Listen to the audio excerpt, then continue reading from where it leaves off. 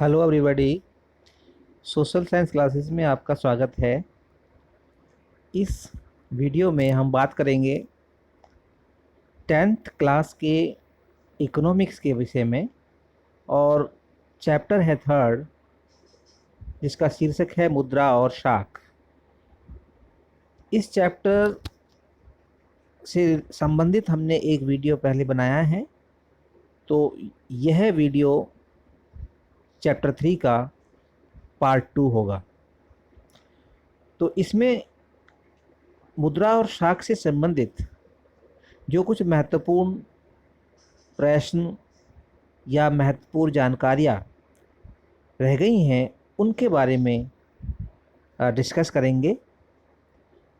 तो आइए हम शुरू करते हैं चर्चा मुद्रा और शाख के विषय में। जैसे कि मैंने पहले वाले वीडियो में बताया था कि मुद्रा विनिमय का एक माध्यम है। विनिमय का मतलब लेन देन होता है। जब हम कोई वस्तु खरीदते हैं या बेचते हैं तो उसके बीच में जिसकी आवश्यकता होती है वह है मुद्रा। जब हम कोई वस्तु खरीदते समय या बेचते समय जो राशि प्राप्त करते हैं वह मुद्रा कहलाती है। जो धन या फिर वो सिक्का भी हो सकता है या फिर वो नोट भी हो सकता है, वह मुद्रा कहलाती है। तो इस चैप्टर में हम इसके जो बाकी क्वेश्चंस हैं उनको डिस्कस करते हैं। इसमें एक क्वेश्चन है रिजर्व बैंक के विषय में।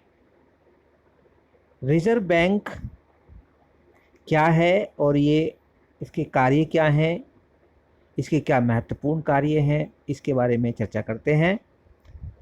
तो भारतीय रिजर्व बैंक या रिजर्व बैंक ऑफ इंडिया, जिसको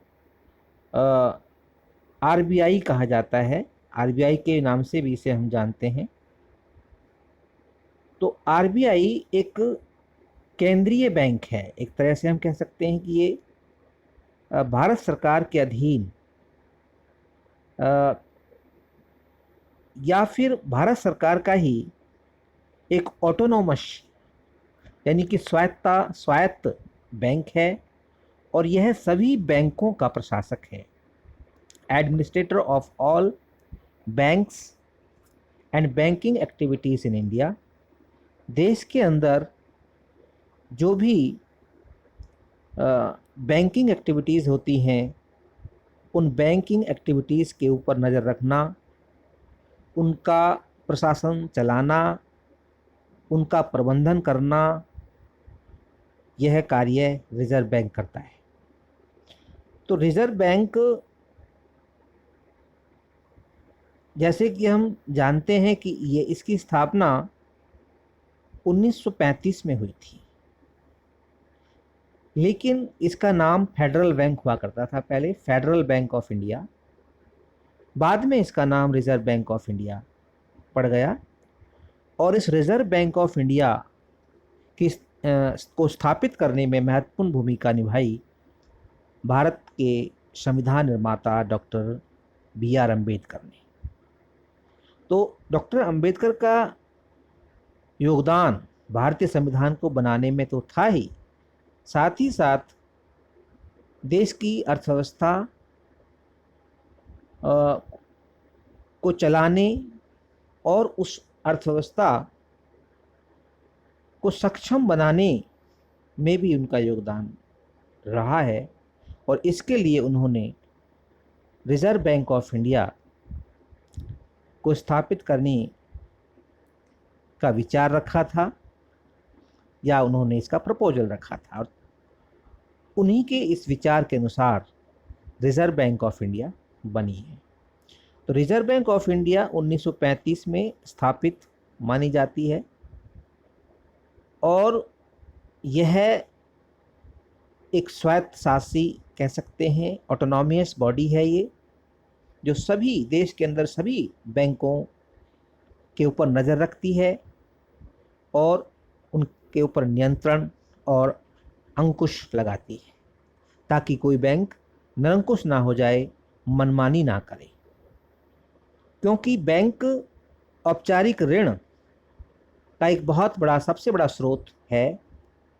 लोगों को अपनी आवश्यकताओं की पूर्ति के लिए धन की आवश्यकता होती है, और ये आवश्यकताएं दो तरह की होती हैं। पहली, व्यापारिक, अर्थात व्यापारिक गतिविधियों को चलाने के लिए ऋण की आवश्यकता होती है। लोग फैक्ट्री लगाते हैं, शॉप्स खोलते हैं, दुकानें खोलते हैं, या और कई तरह के बिजनेस और व्यापार करते हैं जिसके लिए धन की आवश्यकता होती है। तो इस धन की पूर्ति बैंक करता है। उसके साथ ही घरेलू आवश्यकताओं की पूर्ति के लिए भी बैंक ऋण देता है, जैसे गाड़ी खरीदना, मैरिज लोन, शादी विवाह के लिए भी लोन, शिक्षा के लिए लोन, हाउस लोन, घर बनाने के लिए लोन इत्यादि। तो बैंक अपने इन कार्यों को सही तरह से करें, यह देखना भारतीय रिजर्व बैंक का काम है। अब हम इसके कार्यों को व्यवस्थित रूप से डिस्कस करते हैं। भारतीय रिजर्व बैंक का कार्य है, नंबर 1, केंद्रीय सरकार की तरफ से करेंसी नोट जारी करना। मतलब reserve bank issues currency notes on the behalf of central government और गवर्नमेंट ऑफ इंडिया। भारत सरकार की ओर से या भारत सरकार के बिहाफ पर रिजर्व बैंक करेंसी नोट्स जारी करते हैं। अब यह प्रश्न उठता है कि रिजर्व बैंक ऑफ इंडिया क्या सभी प्रकार के नोट जारी करता है? और नोटों के अलावा सिक्के भी होते हैं, क्वाइंस, तो क्या reserve bank of India coins भी जारी करता है? तो इसके बारे में यह बताया जाता है कि रिजर्व बैंक ऑफ इंडिया 2 रुपये और उससे अधिक राशि या मूल्य के सभी नोट जारी करता है। 2 रुपये और उससे अधिक मूल्य के सभी नोट जारी करता है। और सिक्के या कॉइन्स जिनको हम कहते हैं, कॉइन्स जिनको, जो सिक्के हैं, और 1 रुपये का note reserve bank of India जारी नहीं करता। ठीक है, इसे भारत सरकार अपनी किसी दूसरी एजेंसी से जारी करवाती है। तो नंबर 1 तो इसका सबसे बड़ा महत्वपूर्ण कार्य तो यही हो गया कि ये नोट जारी करता है। जो भी 2 रुपये का नोट है, 5 रुपये का नोट है, 10 या 20 या 50, 100, अब तो 200 रुपये का भी नोट आ गया है, 500, है ना, 2000। तो जितने भी ये नोट हैं, सभी note reserve bank of India द्वारा जारी किए जाते हैं, और प्रत्येक नोट पर रिजर्व बैंक के गवर्नर के हस्ताक्षर होते हैं, जिसको हम गवर्नर ऑफ आरबीआई कहते हैं। इसके साथ ही दूसरा जो महत्वपूर्ण कार्य है रिजर्व बैंक का, वह है कि रिजर्व बैंक यह देखता है कि बैंक वास्तव में नकद शेष बनाए हुए है। जैसे हमने ऊपर पढ़ा था कि सभी बैंक, चाहे वो स्टेट बैंक ऑफ इंडिया हो, पंजाब नेशनल बैंक हो, इलाहाबाद बैंक हो, जो भी बैंक हैं वो सभी सरकारी बैंक हैं, मोस्टली सरकारी बैंक हैं, और सारे राष्ट्रीय बैंक हैं, अधिकतर राष्ट्रीय बैंक ही हैं, नेशनलाइज्ड बैंक हैं। तो ये जो बैंक हैं, ये, इनके लिए आवश्यक है कि ये 15% अपने यहाँ पर नकद के रूप में रखेंगे, कैश के रूप में रखेंगे, और 85% तक ये लोन दे सकते हैं या ऋण के रूप में लोगों को बांट सकते हैं। तो ये रिजर्व बैंक ऑफ इंडिया देखता है कि क्या कोई बैंक अपने यहाँ निर्धारित नकद राशि, नकद शेष को बनाए रखे हुए है, नहीं, कहीं ऐसा तो नहीं है कि उसने 85% के स्थान पर 90% या 95% लोन दे दिया हो लोगों को।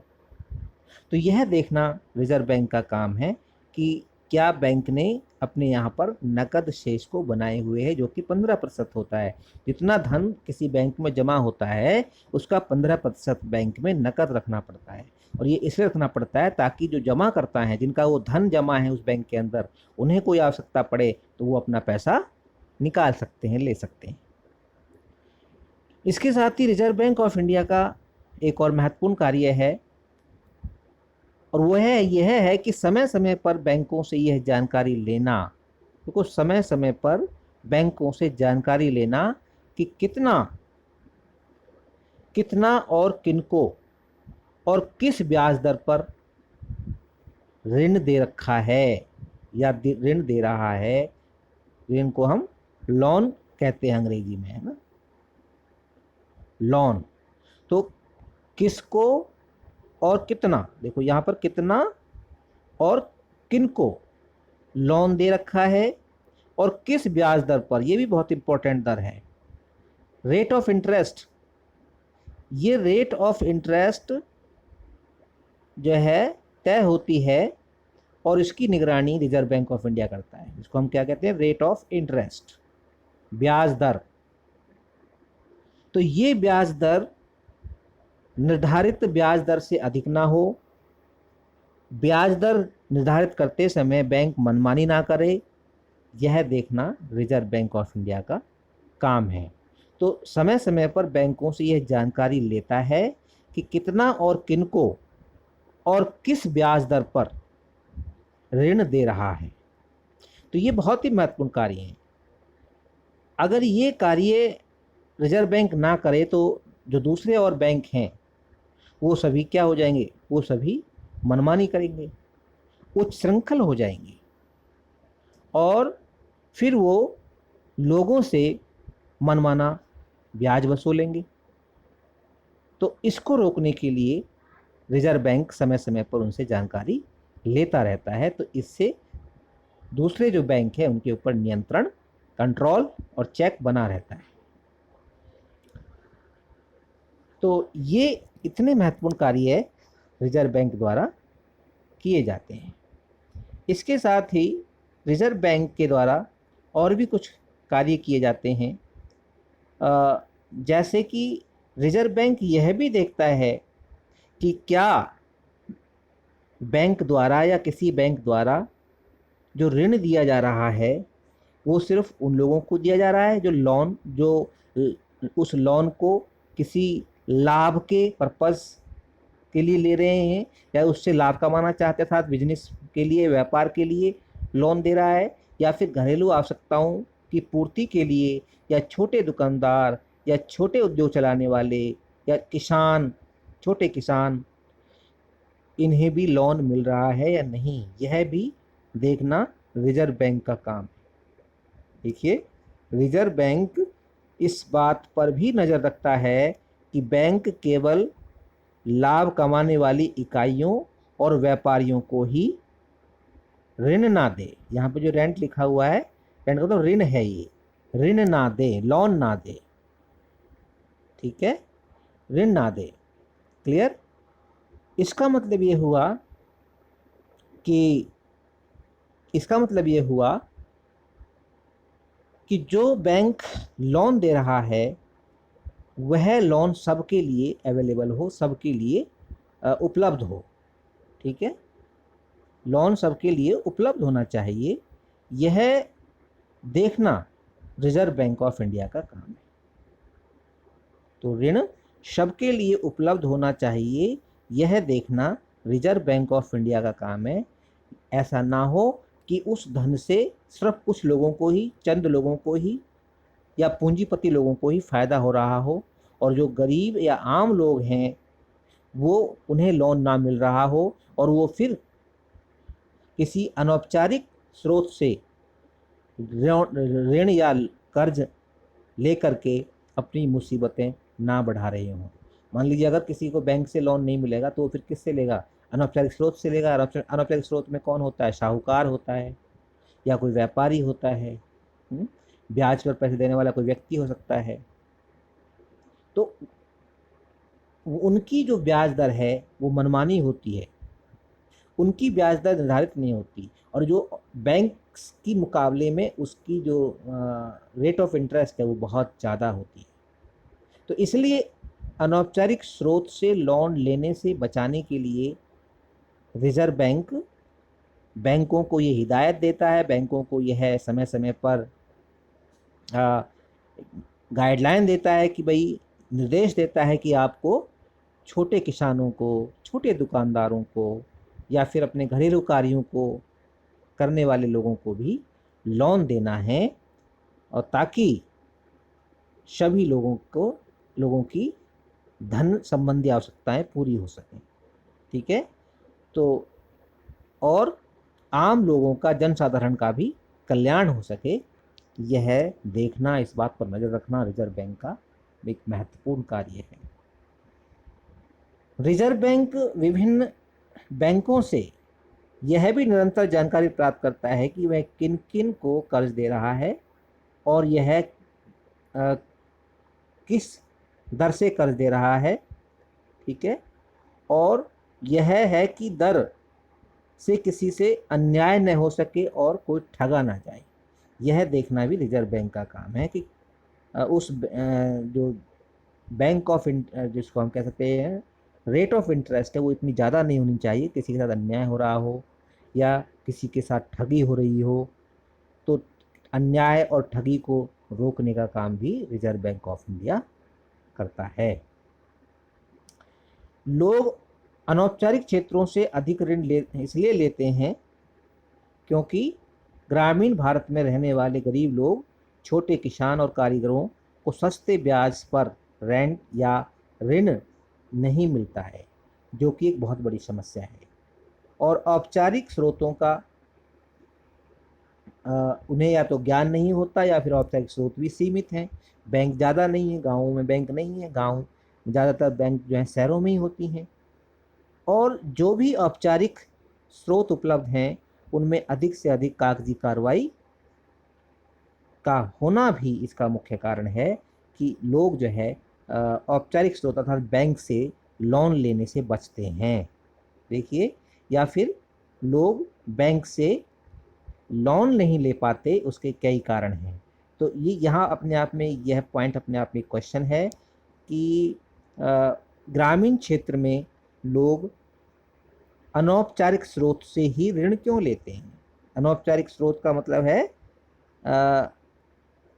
जो बैंक नहीं है, मतलब या वह कोई व्यक्ति हो सकता है, वो व्यापारी हो सकता है, या कोई मालिक हो सकता है, जहाँ कोई व्यक्ति काम कर रहा हो उस मालिक से भी वो कुछ पैसा उधार ले सकता है, या फिर कोई साहूकार हो सकता है, सेठ हो सकता है, रिश्तेदार हो सकता है, या कोई दोस्त हो सकता है, या पड़ोसी हो सकता है।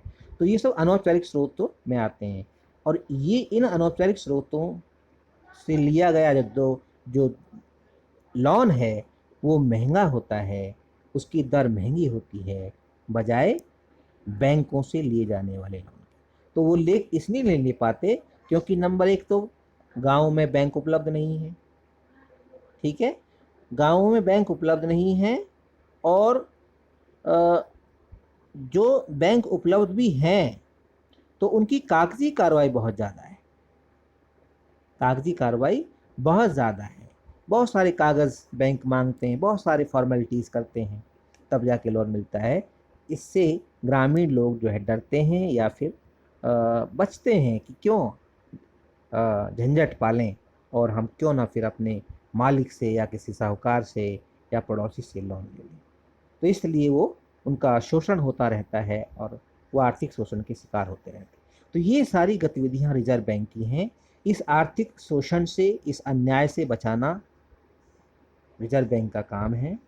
ठीक है, रिजर्व बैंक ये देखता है कि कोई किसी का ठगी तो नहीं हो रही है, और रिजर्व बैंक यह भी देखता है कि क्या लोन छोटे किसानों, उद्योग चलाने वाले और छोटे जो है कामकाज करने वाले लोगों को भी मिल रहा है या नहीं मिल रहा। तो ये सारे महत्वपूर्ण कार्य रिजर्व बैंक ऑफ इंडिया करता है। तो ये एक बहुत ही महत्वपूर्ण प्रश्न है रिजर्व बैंक ऑफ इंडिया के संबंध में। अब हम इसके कुछ क्वेश्चंस और डिस्कस करते हैं जो कि महत्वपूर्ण क्वेश्चन है, और ये दीर्घ क्वेश्चन कह सकते हैं, इनको बड़े क्वेश्चन कह सकते हैं, जो कि बहुत ही महत्वपूर्ण है। इसमें पहला क्वेश्चन है, मुद्रा आवश्यकताओं के दोहरे संयोग की समस्या को किस तरह सुलझाती है। ये देखिए अपने आप में बहुत ही महत्वपूर्ण प्रश्न है। मुद्रा दोहरे संयोग, ठीक है, डबल कॉन्सिडेंस कहते हैं इसको। तो डबल कॉन्सिडेंस या फिर दोहरा संयोग का मतलब है कि कोई व्यक्ति अपनी वस्तु तभी बेच सकता है जब उसकी वस्तु को खरीदने वाला कोई दूसरा व्यक्ति तैयार हो, और जो व्यक्ति उस वस्तु को खरीदना चाहता है उस व्यक्ति के पास वह वस्तु हो जिसकी आवश्यकता पहले वाले व्यक्ति को। मान लीजिए ये व्यक्ति ए है और ये बी है। अब जो ए है ये किसान है, ठीक है, फार्मर, और ये जो है कपड़े बनाने वाला कोई टेलर है या दर्जी कह सकते हैं। अब जो डबल कॉन्सिडेंस का मतलब है कि किसान के पास क्या होता है, किसान के पास होता है अनाज, ओके, और जो टेलर है इसके पास क्या होते हैं, कपड़े, कपड़े होते हैं इसके पास। अब मान लीजिए ए कपड़ा खरीदना चाहता है, तो वो किससे संपर्क करेगा, ए संपर्क करेगा बी से, क्लियर, बी से संपर्क करेगा, लेकिन बी इसको कपड़े तभी बेचेगा जब उसे अनाज की आवश्यकता होगी। देखिए एक दूसरे के ऊपर निर्भरता, एक दूसरे की चीज की जरूरत ही डबल कॉन्सिडेंस या दोहरा संयोग कहलाता है। यानी कि इसके कपड़े तब बिक सकते हैं जब किसान को कपड़े की आवश्यकता हो और इस कपड़े वाले को अनाज की आवश्यकता हो। तो एक व्यक्ति अपनी वस्तु देता है, दूसरे की वस्तु लेता है, लेकिन वो दूसरे की वस्तु तभी लेगा जब उसे उस वस्तु की आवश्यकता है, और वो दूसरा व्यक्ति भी उसकी वस्तु तभी लेगा जब उसको उसकी आवश्यकता है। तो इसे कहते हैं दोहरे संयोग की समस्या। ये बड़ी समस्या है ये। तो ये एक समस्या थी, चुनौती थी, खास तौर से विशेषकर प्राचीन भारत में जब वस्तु विनिमय प्रणाली थी, उसमें बार्टर सिस्टम था। बार्टर सिस्टम का मतलब है वस्तु विनिमय प्रणाली, जिसमें वस्तु के बदले वस्तु दे करके खरीदारी होती थी या वस्तु बेची जाती थी, वस्तु के बदले वस्तु। कैश या नकद राशि नहीं होती थी लोगों के पास। तो ये एक बहुत बड़ी समस्या थी। उस समस्या से बचने के लिए मुद्रा की आवश्यकता होती है, और मुद्रा इस दोहरे संयोग की आवश्यकता समस्या को सुलझा देती है। क्यों? क्योंकि मुद्रा, अगर इस कपड़े वाले के पास मुद्रा है तो जरूरी नहीं है कि वो उसे अपने कपड़े ही बेचने पड़ेंगे पहले, या इसको किसान को कपड़े देने पड़ेंगे तब वो उसको अनाज देगा। नहीं, वो इसको मुद्रा दे करके इसके अनाज ले सकता है, और ये किसान इस व्यक्ति को मुद्रा दे करके इससे कपड़े ले सकता है। जरूरी नहीं है कि वो कपड़े वाले से ये कहे कि भाई मेरा अनाज ले ले तब मैं तेरा कपड़े लूंगा, नहीं। तो मुद्रा इस तरह की दोहरे संयोग की समस्या को खत्म कर देती है। तो आइए इसके बारे में और कुछ डिस्कस करते हैं, कुछ पॉइंट्स। तो मुद्रा आवश्यकताओं के दोहरे संयोग की समस्या को किस प्रकार सुलझाती है। मुद्रा आवश्यकताओं के दोहरे संयोग की समस्या को निम्नलिखित प्रकार से सुलझाती है। नंबर 1, मुद्रा वस्तुओं और सेवाओं के विनिमय में बड़ी उपयोगी सिद्ध होती है। नंबर 1, ठीक है, मुद्रा वस्तु और सेवाओं के विनिमय में लेन देन। अगर किसी व्यक्ति को कोई वस्तु की आवश्यकता है या वस्तु लेना चाहता है या देना चाहता है तो उसमें मुद्रा बहुत ही महत्वपूर्ण माध्यम है। पैसे देकर के किसी से भी कोई वस्तु हम खरीद सकते हैं। पैसे की सबको आवश्यकता होती है, ठीक है। कोई ये नहीं कह सकता भाई मुझे पैसे की जरूरत नहीं है, मैं तो पैसा नहीं ले रहा, अपनी चीज को बेचने के लिए मुझे कुछ और दूसरा आइटम लेके आओ, ठीक है।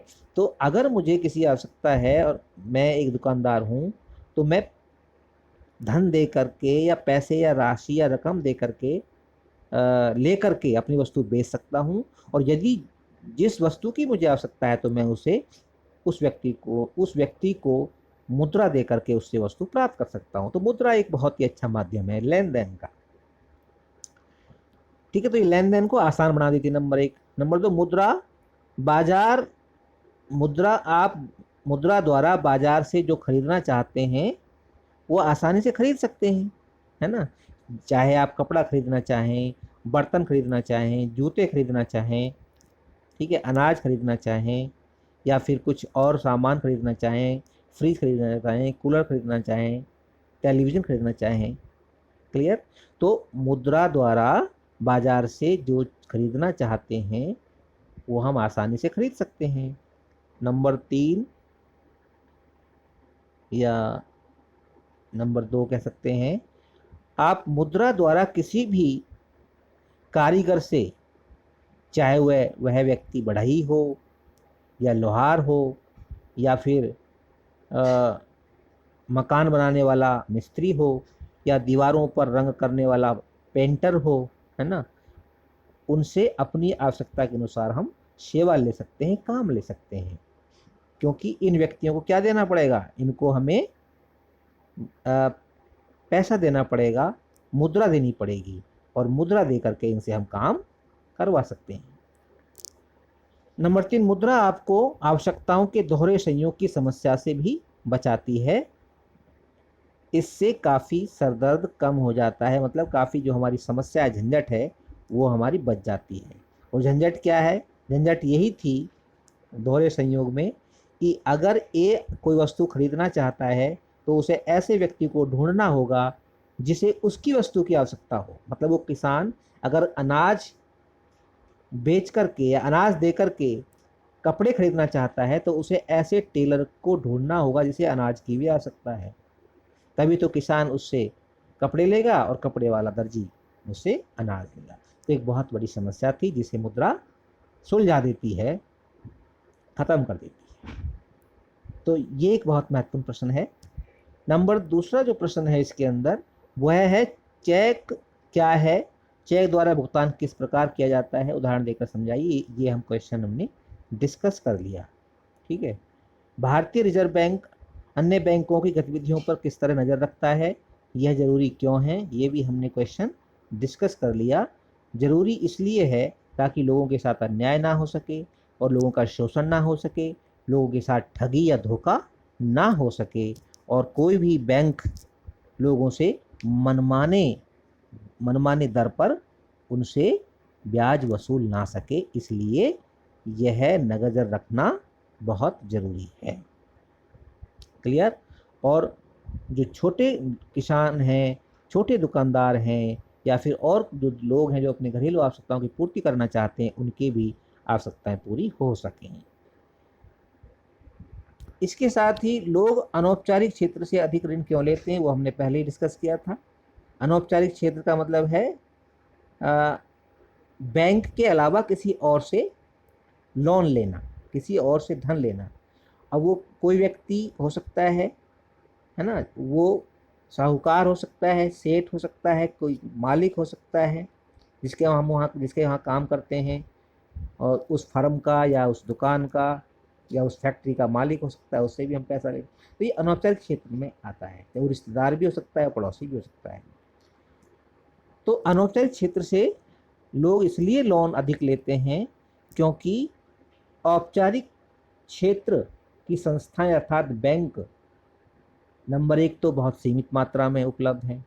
क्लियर। नंबर दो, बैंकों में बहुत ज़्यादा कागजी कार्रवाई करनी पड़ती है। ठीक है। उसके साथ ही कोई गारंटर चाहिए, जमानती चाहिए, तब जा करके लोन मिलेगा, या फिर कोलाट्रल चाहे देना पड़ता है आपको, ऋणाधार देना पड़ेगा, तभी आपको लोन मिल सकता है। तो इन सब समस्याओं की वजह से लोग बैंकों के पास नहीं जाना चाहते, और वो महंगा ही सही, महंगा ही सही, लेकिन अनौपचारिक क्षेत्र से लोन ले लेते हैं, क्योंकि अनौपचारिक क्षेत्र का लोन महंगा होता है बजाय औपचारिक क्षेत्र से लिए जाने वाले लोन से। तो इस तरह से इस चैप्टर में लगभग हमने सारे क्वेश्चंस को डिस्कस कर लिया है। और उम्मीद है कि ये चैप्टर आपको अच्छी तरह से समझ में आ गया होगा। यदि ये चैप्टर आपको समझ में आ गया है तो आप इसे लाइक और शेयर करना ना भूलें। अगर आपने मेरे चैनल को सब्सक्राइब नहीं किया है तो इसे प्लीज़ सब्सक्राइब भी कर लें, ताकि आपको आने वाले सभी वीडियोस की जानकारी मिलती रहे। आपका बहुत बहुत धन्यवाद।